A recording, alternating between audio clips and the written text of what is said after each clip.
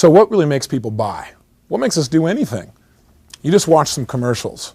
Commercials are a billion-dollar business. They really affect the way we think, what we buy, what we eat, what we dress, what we wear. They're the primary source of influence in our society, many people believe, maybe even more than our schooling system.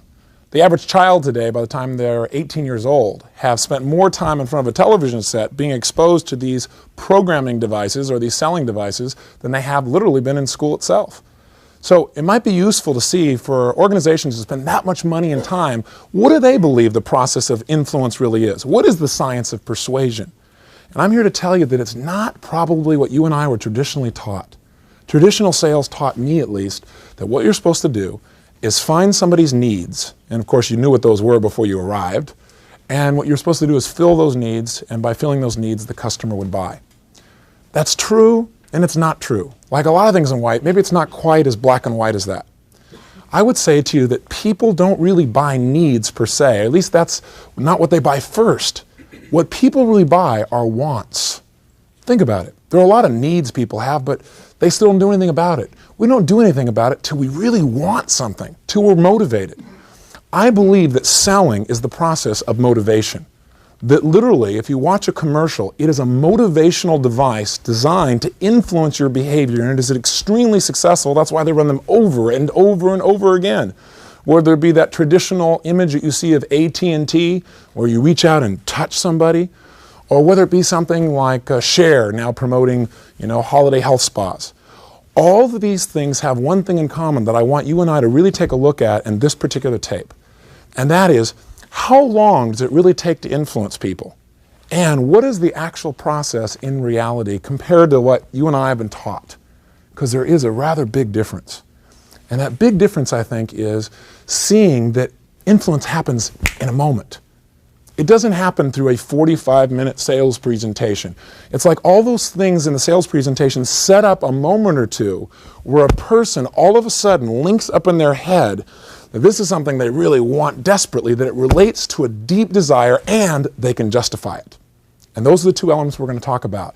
How to build tremendous want for your product, and how to be able to let people, now that they want to, be able to justify getting it. And as I said in the first tape, and I'll remind you of this, and I'll probably say this a lot, if you get people to want something bad enough, they'll usually find a way to justify it with just a little bit of help from you. So what is the process? What makes us not only buy, but literally do anything?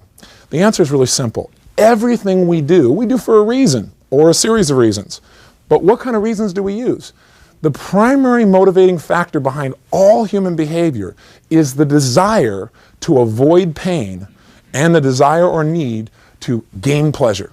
Those two twin forces are what drive all human behavior. Everything you do is some description or some outlay of that particular idea. I'll take something simple. Ladies in the audience, raise your hand if you're wearing makeup. Come on, raise your hand. People will notice. Oh, good. Now, I got a question for you. Why are you wearing makeup today? Did you wake up this morning and think to yourself, God, I love this process. I just can't wait to put this stuff on. I doubt it. One woman here with drugs, but everybody else is okay. Okay? But how many of you woke up this morning and you didn't really want to put on your makeup? It was early or coming to class, but you decide, well, I'm going to put it on because by putting it on, what it would mean to me is, I feel better about myself. Or what it mean is people will feel more attracted to me or think I look better. How many of you did it for that reason? Okay, you too, raise your hand, I see you there. Okay. And how many of you, though, didn't do it for those reasons? You thought, I don't want to do this. In fact, you thought, how come men don't have to do this? But you thought, I better do it because if I don't, somebody's going to say, what happened to your face? How many did it for that reason? Come on. So we do things in life for one of two reasons. We either do it to gain pleasure or to avoid pain, and sometimes obviously a combination of the two, but those are the twin forces of motivation for all human behavior. So if you and I want to persuade someone of anything, we have to understand that people don't just do things because we tell them to. People do things for reasons. In other words, people have to associate the action of buying to creating tremendous pleasure and the action of not buying to creating pain. That is the master formula to persuasion. Traditionally, what people think of is, even if they think of selling as something like motivation, they try and get somebody really pumped up and they say, gosh, if you get this, you'll get all these benefits. But I'm here to tell you that you can't just have somebody motivated out of their desire to want. You've also got to have them associate in their mind, actually feel that not buying would be painful. What do I mean painful? That they would be missing something, that they would be losing, that they would be alone, any emotional wound or hurt. Because I want you to know this, and I know this sounds horrible, but I believe the best study of life is how it is, not how we think it should be. And the best study of life is this, in my opinion. In everything that I've researched or studied, people will do more to avoid pain than they will ever do to get pleasure. I'll give you a classic example. Which are you more motivated to do? Save $1,000 or keep someone from stealing $1,000 that's in your pocket? I would suggest to you that for most people, they're going to try and hang on to what they've got. They're going to try and avoid what they would consider to be losing or pain. So what we're going to talk about then is how can we create these twin motivations happening and do it with integrity and do it with elegance. I'm not talking about manipulating somebody or lying to them or showing them something that's not there. I'm talking about assisting them in getting what they want by utilizing the most powerful force within them for creating change. Now, when I'm talking about this, what we're really talking about then in terms of emotions is we're talking about consequences. You and I, as salespeople, as persuaders, must sell consequences. Positive consequences if someone does well, in other words, the heaven if you do, and negative consequences if they don't. Now, we can't be so blatant to come out and just say that, because if you just come out and say that, the prospect will go, you're just trying to sell me. So there is a process to get to this point. Obviously, one, that prospect's going to have some questions in their mind. Question number one they're probably going to have is, do you really have their best interest in mind? Can they trust you? Are you here just to make a sale? You know, when you say something, is it, being filtered through your needs and desires, or is it really about them? And that's why when we get into the actual step-by-step sales process, I'm going to teach you 10 steps to sales mastery. And of course, one of those will be able to create that incredible bond where people know who you are, that you're not just some person popping around here who's just trying to cram in a sale, but you're a professional who definitely cares. And if you can't meet their needs, you're not going to. You're going to get a great referral and help somebody you can help and make a great friend in the process. And if they get that and know that, that'll eliminate that first question. The next questions they're going to have in their mind are, well, what is this? What's in it for me? And what has to happen for them to get persuaded is they must link in their mind or associate, they're going to get what they want most in the world through this product. Let me give you an example then. If I said to you, would you please go jump off a cliff? All right? What are you going to do? Well, probably, unless you're in a deep trance, you probably say, well, what are you, crazy? I'm not going to do this. Why not? There's only one reason. You associate to jumping off a cliff negative consequences, pain, a form of pain, like death, for example. And so sure enough, you're not going to go for it. If I said to you, would you please go kiss Tom Selleck if you're a woman, or would you please go kiss some extremely attractive woman? I don't think of any of those because I have a wife who I totally love, and which is true. And the bottom line, though, is if you had some ultimate man or woman in your mind, and I said, would you please go kiss that person? How many of you want to do it? Let me see a show of hands there. Oh, come on, raise your hand. I see. Make sure you're paying attention here. Good.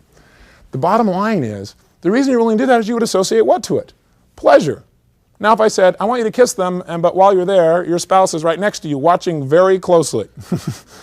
Now you've got another association. My point is, what the meaning of what something's going to feel for you, whether it's going to mean pain or whether it's going to mean pleasure, will determine how you're going to behave. But here's what's interesting.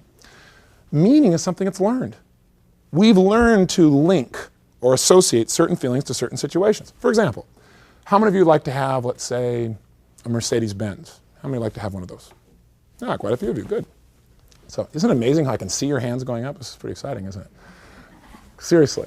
Question. Why do you want a Mercedes-Benz? Why do you want one? Tell me. Think about it. And the answers I usually get are things like, well, because, it's the best. And I'm the best, so I want the best. Or somebody will say something like, well, because the feeling it'll give me. Or somebody will say, well, because it's good transportation. Right?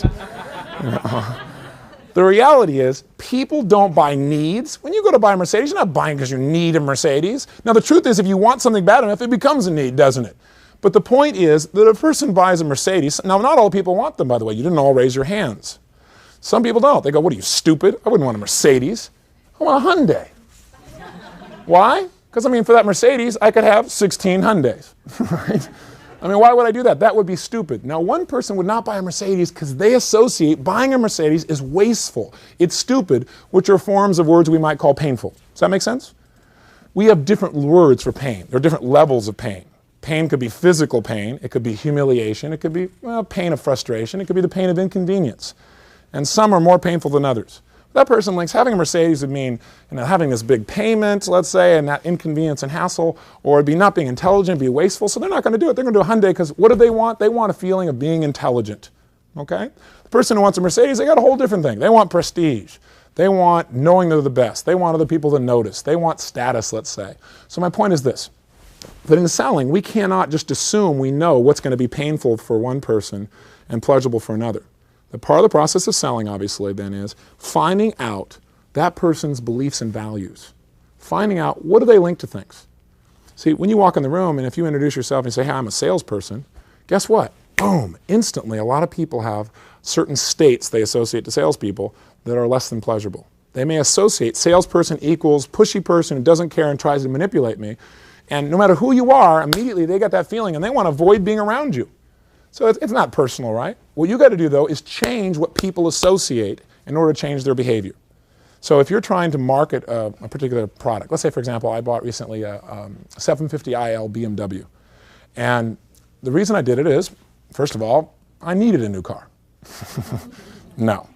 I had a Mercedes-Benz, and I've had it for a while, and I was kind of bored with it, and the time was up on it. I had a lease on it. And I thought, well, I need to go get a new car. So I went to the Mercedes-Benz dealership. Walked on in, looked at the car, 560 SEL, the same car. There was nothing really different on it, in my opinion, for me. It just didn't feel different to me. So I didn't feel any new wants being triggered. Are you following me? There was nothing there. It was like the same car, a little bigger engine, everything else, and it's going to cost me $20,000 more. So what am I associating to this? I'm associating more pain to buying than not buying. And you might want to make a note of that. If a person does not buy, it's really simply because of this. They associate more pain to buying than not buying. And if a person does buy, it's because they associate much more pleasure to buying than not buying. Buying means pleasure, not buying means pain. That's how to get someone to buy. Buying means pain, and not buying means pleasure is a way to make sure they do not follow through. Are you following me on these?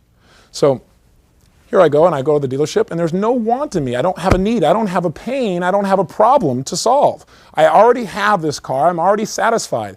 And what I'd like you to realize is that in order to get someone to do anything, in order to motivate them, what you really got to be able to do is get them to a point where they're dissatisfied with the way things are. I mean, think about it. If somebody is overweight and they're not changing, it's because they're not dissatisfied enough. Your job and my job in working with people is to find out what are their strong wants. Show them they're not getting it, so they get dissatisfied enough. They feel a little hurt. They go, gosh, I really do want this. I really do want to be thin. I really do want to have something that's the best. And it becomes so strong that now they're compelled to really make a change. That is, make a purchase. That is, do something about it. See, if somebody just stays overweight, it's because no one has come in there and hurt them. I believe, and I know this doesn't sound great, and it may sound like, if you know me, different than how I think, but again, I think this is really the truth, that selling is the process of finding people's pain, disturbing them, stirring up their pain, making them feel the hurt, and then healing it through new sets of choices, usually in the form of your products or services. It's a hurt 'em and heal 'em business. If you doubt it, watch a commercial. Watch AT&T. That commercial, the Reach Out and Touch Me commercial, has made them more money and been more successful than any commercial they ever did. Why does it work? Because in that commercial, they don't go, call your mother. They don't do that. They don't go, I know you miss your mother, call her. That's not what they do. What they do is they get you to associate tremendous pain to not calling her and what? Pleasure to calling her. How do they do it? In a few minutes, they go in this commercial, and the first thing they do is they stab you. They have your mom there, or the representation of your mom there going, gosh, I haven't talked to my son in so long, and he probably doesn't even care, right? Hurt, pain. They don't just say, call your mother. They stick a knife in there and turn it, right? So you feel it real good. They want you to feel it because people do things for emotional reasons and they justify them with logic. We don't do things for logical reasons. We do them for emotional reasons. So the bottom line is they got you emotional now and they got you having some pain. So now you're what? You're motivated. You're definitely motivated to make a change, and they show you how you can heal the wound. And how do you heal it? By picking up this piece of plastic and using a line called AT&T. And sure enough, they give you the pleasure. They make you associate pleasure to making that call. And sure enough, in some sections of the country, AT&T increased the number of long-distance calls more than 500%. And the reason some sections of the country is, well, we'll talk about that when we talk about values. But certain people have certain values that that particular commercial triggers. In other words, it triggers a stronger want than other people. The point is, that is the process. I call it the Dickens pattern, if you will. I believe that selling is a great deal of the Dickens pattern. In other words, think about it. You saw the movie, or read the book, hopefully, Christmas Carol. What happened? We had a prospect here who had no need, right? He made it clear. I don't need to have this experience of being with other people. I don't need, let's say the product was giving. I don't need to have any of this giving stuff. Bah, humbug. So that's probably the toughest client you're going to have, isn't it? Somebody says, I have no need up front. They don't even want to hear your presentation. Stay away from me. How do you deal with that kind of person? Answer? Well, we're going to go through a detailed process, but the general answer is this. Number one, you got to find out enough about that person to find a problem that they have. You got to find a hurt. You got to find out what is something they want but they're not getting. And they may say that there's nothing, but do you know a person alive who is without something that they want that they're not getting if you really, really probe and look? So you got to find, number one, a deep want or interest. And then number two, you got to disturb them. And number three, you got to show them how to solve it by using your product. Think about how they did it in A Christmas Carol. I have no need. I don't have this thing for giving. Well, what happened is these good salesmen arrived that evening. And they showed up. And what they did is they disturbed this man, didn't they? They showed up, and what they did is they made it really real to him that not having this product called giving in his life was going to create tremendous pain in his past that it already had, in the present right now, and in the future. Now, did they make this up? No, what they did was they asked him to go and have an experience. And we're going to show you how to do that in the selling process, how to get people to actually experience something they may not have been paying attention to. He was having pain, but he wasn't feeling it. So what these salesmen, these master salesmen, these ghosts did, is they came in and they opened the wound, and they stirred him up. They made him hurt. They disturbed him, and they got him so disturbed that he was motivated to change. And once somebody's motivated to change, the rest is easy. All you do is offer them a choice, and they're excited, and they go for it. That's the process as I perceive selling. And what you might want to write in your notes is this, that an undisturbed prospect will not buy. That you need to make sure this person is disturbed. Now, disturbed doesn't mean negative. I'll give you an example. I was telling you about my 750 IL. Let me finish the story for you. I go there, and what happened? I was undisturbed. Are you following me? I went there, and having this car, it's not that much of a difference. So I didn't have a want. And the challenge that most salespeople run into is, number one, they treat everybody like they have the same wants, instead of finding out what is this person's real deep wants or interests. And everybody's got one. Everybody's got a want or interest, and they've got some aspect of it that's not being fulfilled. Unfortunately, this also happens with my wife. We were in New York City recently, and we're staying at the Plaza Hotel. And it's interesting how the environment around you can affect your wants. And sure enough, within a day or two, Becky's turning to me, and she's got this hurt look on her face, and she says, Tone, she goes, everybody else here has a mink coat. I'm going, everybody else? Right? But all of a sudden, she had no desire for a mink coat. But all of a sudden, we're in New York City, and she sees all these other people have it, and all of a sudden, she actually had a hurt. She had no hurt before. It's like, if you take your 3 children, or how many children you have, but take my 3 children, and I take and give them all a half glass of fresh squeezed orange juice. And they don't normally get orange juice, let's say. They're pretty happy, aren't they? What happens, though, if the next day, I give 2 of them 3/4 of a glass, and 1 of them a full glass? Are they all happy? No. What happens immediately is 2 of them, instead of saying, God, I got 3/4 of a glass, I got 1/4 more than I did yesterday, they immediately think what? How come they got 1 and I don't? And they feel hurt. They feel lost. This is the process that keeps the American economy going. See, I'm here to tell you, people don't buy needs. They buy wants. That's what they buy. And by the way, you go, well, that's terrible. As a salesperson, I only want to sell what people really need. Their wants are needs for people. Those are the real needs. If all people ever did was buy what they needed, then we would be in a very deep depression. Because if you think about most of the purchases you make, I doubt very seriously if they're all really necessities. So let's be salespeople, let's be persuaders by understanding that persuasion is not closing somebody. If you're having to close somebody hard at the end, it says one thing to me. You haven't motivated them enough up front. You haven't created enough want. So let's write some definitions here. 1, what is persuasion? Persuasion is the process of getting your customer to clearly associate their most desired feelings or states to your product or service. So I'll say that again. Persuasion is the process of getting your customer to clearly associate their most desired feelings or states to your product or service. In other words, what we're saying here is if we want somebody to buy, we got to get them to link to our product the feelings they want most. And we've got to make it compelling and very real for them. And the second aspect of selling is we must get these people to associate not buying. In other words, if their association is if I don't buy, it's going to mean pain. I'm going to miss this opportunity. I'm going to miss out on being able to use this right now. Someone else is going to have something I don't have. Now, you say, well, this sounds very status-oriented. I've just used these because they're humorous examples. But does it also happen on other elements, things that aren't so status-oriented? Think about it. What motivates all of your purchases? What's motivated you in the past? I'd like you right now, just for a moment, to stop and think about a purchase that you've made recently. Think of something you've purchased. A major purchase, maybe even. Did you buy it because it was need, really? Or was it more because you really wanted it? And then it became a need. You began to justify it as a need. What really has motivated you? See, when I think about the things that I've done, I can see that there are certainly necessities that I purchase, but the purchases that I'm actively involved in are where my want has been stirred up. You know, and I didn't know there was a want before. I recently started learning to fly helicopters, and it's one of my passions. I love it because, you know, you take the doors off and the wind's in your hair and just have a chance to go out and just be.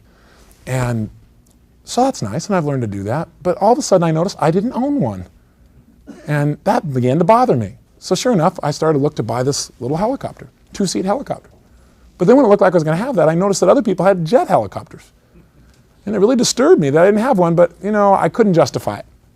Till one day, a salesman, when I was there to go fly a helicopter, said, hey, you know, we got this brand new helicopter in. It's the most beautiful helicopter I have ever seen. There was nothing like it anywhere. He said, you should at least come see it. He says, it's just around the corner, pop in my car. So we did. And sure enough, he stirred me up enough that my want was so strong that I found a way to do it. So I want you to really think about what was a time when you really wanted something, but you didn't follow through. And I would say to you that the difference here is you had reasons to buy emotionally, but you couldn't justify it logically. Let me give you what I think the selling process looks like then. I think it looks like this, that whether we buy or not comes down to this. If we've got ourselves a little weighing device, a teeter-totter, if you will, I'm saying that what's happening all the time, we're measuring. If we're getting motivated, we're now, let's say, fairly motivated to buy, and we've got a lot of reasons to buy. What I call emotional reasons to buy is we want to get people not only emotional reasons to buy, but emotional reasons to buy now. You might want to call that urban. This will be a little character we'll have later in some cartoons. But urban, what I'm looking for when I want to sell someone is I want to find out what are the emotional reasons why they should buy right now. That's the first thing I'm digging for. And I will tell you, the emotional reasons to buy now is I'm looking for a want, something they want, and I'm looking for the hurt in it. I want to make sure that they feel that. I want to put a boulder on their decision-making process. So they have this big, giant boulder here as reasons to buy. So they're motivated. I want to get them stirred up. Now, they're weighing that against something I call, dominant reasons to avoid buying. We call it drab, urban and drab here. Dominant reasons that they avoid buying, which are usually fears. And the fear is that if I buy, it's going to mean pain. You know, it's going to mean hardship for me financially. Or if I buy, maybe it's not worth it. Or if I buy, maybe it doesn't really produce the result that was promised me. Or if I buy, what if other people judge me for buying this? And they think I'm being extravagant, or they think I'm being dumb, or they think, you know, whatever they think, but I'll be rejected because of it. Or what if I buy, but I don't really need it now? So what's happening is people have certain fears, and what's going to determine which thing they do, whether you buy or whether you not buy, is going to be based simply on one thing. If we had, let's say, a scale here, and up here is buy, and down here is not buy. There's that little arrow on the end. What's going to happen is we need to make sure that we stack this side. We got to give people enough reasons to buy, but again, the reasons need to be emotional, and they need to be their reasons, not yours. And that's the common challenge that most salespeople have. Most salespeople, what we do is we try and sell what we love about our product, instead of finding out what this person would really love about our product. Now, oftentimes what happens is we're in a balancing act called indecision. Have you ever been there? It's like, God, you really want something, but you got these fears, and what you are is you're right here in the middle. You know, you can't, they're kind of balanced out of each other. The way to handle this is twofold. The way to kick somebody over the edge, and I hope you'll remember this because this is the foundation of effective selling and closing. If somebody's on the edge and you've got a certain amount of want, you know, and you've got a certain amount of concerns, what you've got to do is you've got to put this thing in a kilter. And the quickest way to do that is not to give people necessarily more information, but to create a little more hurt. To actually create more hurt. And what I mean by creating more hurt is ask them questions like this gentleman did with me with my 750 IL. Ask them questions that you know, based on their beliefs and values, will kick them over the edge. See, when he said to me, hey, you know, you can do whatever you want to do, but from what I know about you and what you've told me, driving something you think is second best is not going to make you feel the way you want to feel. And it's not worth a few extra dollars, is it? What he did is he made this boulder, by making it hurt, he made it heavier and immediately started to drop down. This goes up and I bought. Does that make sense to you? The second thing then is, if you've done a lot of that and it still isn't happening, you've got to add something else. And the something else is you've got to add another boulder, which is the logical reasons to buy now, called Lurban, L-R-B-N. So we've got urban, lurban, and drab. Now what we're talking about here is we've got to have some logical reasons, and notice that can be a smaller boulder. This thing can be on the edge where all you do is add a little bit of logic, and that's just enough to all of a sudden kick it over the balance point where that person shoots up and now they buy. And that's how I see selling happening. So in order for somebody to buy, in your notes, the thing they need is they need a great deal of want or hurt. And again, hurt is not negative. Stirring up the hurt is not negative. The United States of America is here because we got motivated. Because somebody did something that we felt hurt about. We felt hurt enough that we did something about it. We didn't just sit on our tails and say, well, keep on doing that. Taxation without representation is fine with us. We got upset. We got a little disturbed. We got motivated, and it changed our behavior. We got persuaded to change by the environment itself. So make sure that you hold hurt in a positive way. Okay? Because what you get to be, your job is a healer of hurt. The hurt is always there. The AT&T commercial doesn't create the hurt. For you to feel it, it's already there. You've just covered it up. Put a scab over it, pretend it wasn't there. And what they do is they come in and open up the scab. They come up and smack it. Doesn't that sound juicy? But what they do is they come in there and make you feel the pain is there, and then they say, hey, here's a way to get rid of the scab. Just communicate, and we'll provide a great service for you to do it. You don't have to feel alone. You don't have to feel left out. To me, that isn't integrity. Some people say, well, that's mean. They're manipulating people. I don't agree. What they're doing is helping people to solve emotional wounds, emotional needs. And if all our needs were the normal needs of survival and we didn't go for wants, how dynamic would you be as a person in your desire to grow? If all you did was survive. Maybe you've been there. I've been there at one time in my life. I don't want to go back there. I want to have wants, the wants to make a difference in people's lives.